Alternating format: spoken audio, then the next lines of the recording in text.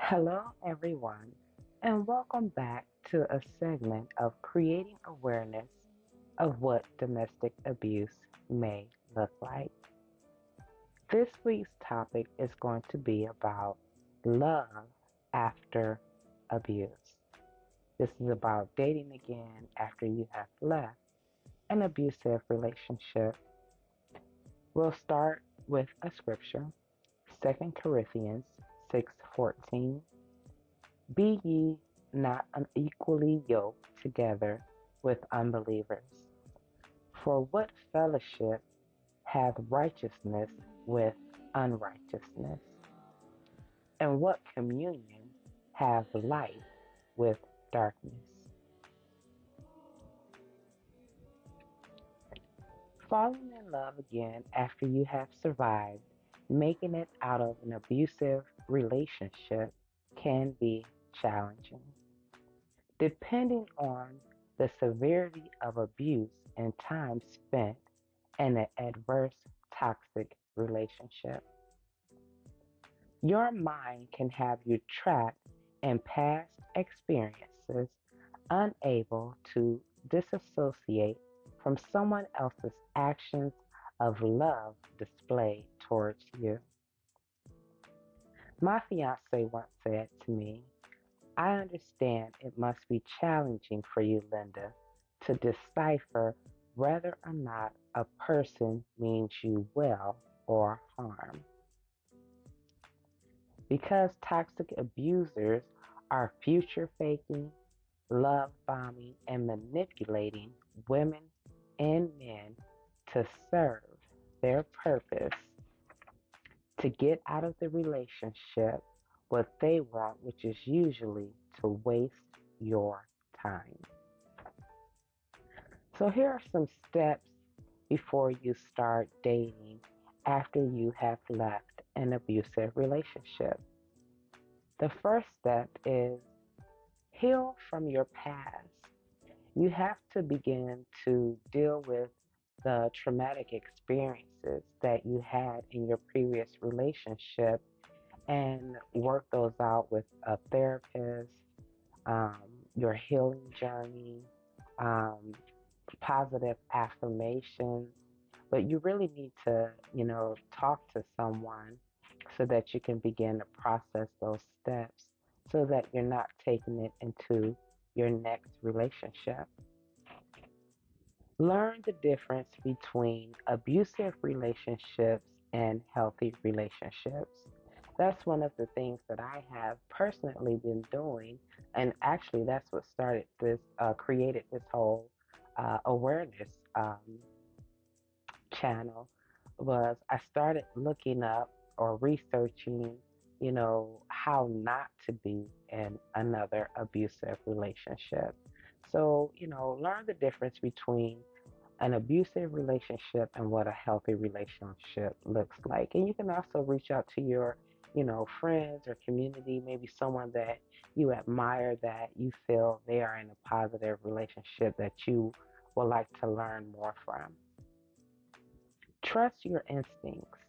If it walks like a duck, talks like a duck, it's a duck, you know. Trust your intuition, you know. If it doesn't feel right, it might not be right. Be patient in your next relationship and don't rush the process. I share with my fiance that when I left my first marriage and I started redating, I treated every relationship as if I were in a marriage, like if they were my husband, because I had not taken the time to heal from that relationship. And also, I had not learned that I shouldn't create that same scenario in these future prospects who I have no idea who they are or what they are about. Um,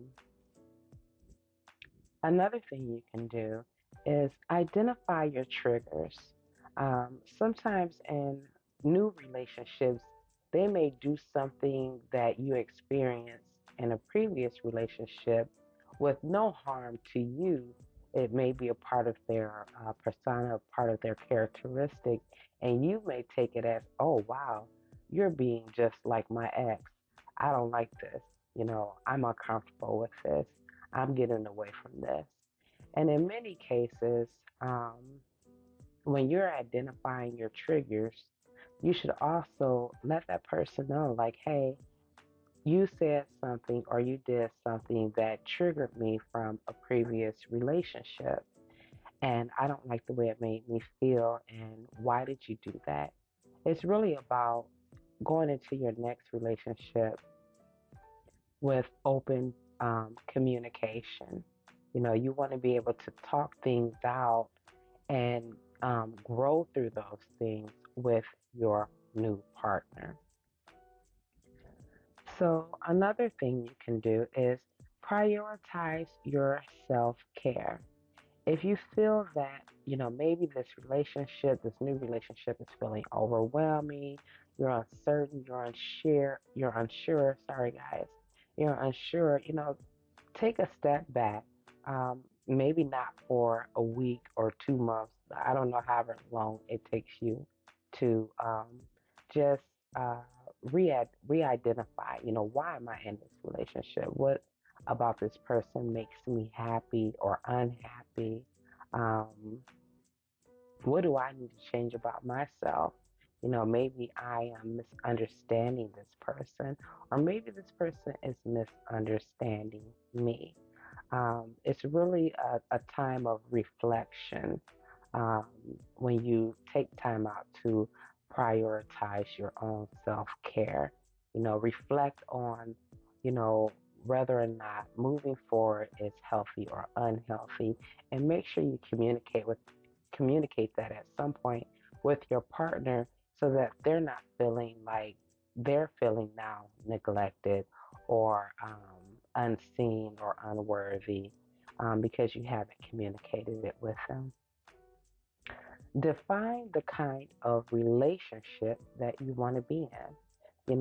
Let this person know, look, I want to be married and I only want to be in serious relationships, or I'm not sure right now if I want to be in a serious relationship and I kind of just want to take things slow and I kind of just want to build a friendship, or I don't want to be in a relationship right now. I just kind of want to have fun, get to know me again.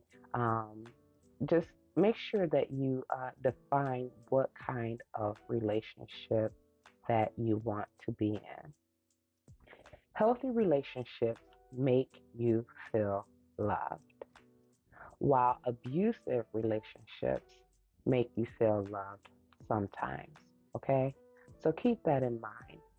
Falling in love again with um, falling in love again after abuse for a victim can create doubt in their future prospects, phantom red flags because they have all this unprocessed trauma that they haven't healed from.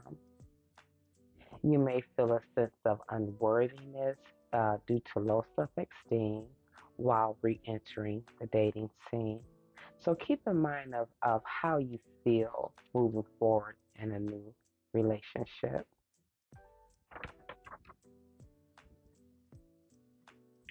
Unprocessed trauma that you have not healed from can bring about relationship complacency. So what's relationship complacency? This is when you become content and routine in the relationship, leading to a diminished sense of connection, excitement, or growth with your partner. You may feel distant with your partner, have a lack of sexual desire, feel like you're settling, and many more disconnective attributes. So I am going to end this week's topic on that, and I am definitely going to elaborate more on relationship complacency in a future video. Thank you guys again for watching. Make sure you love, like, subscribe, and have a blessed day.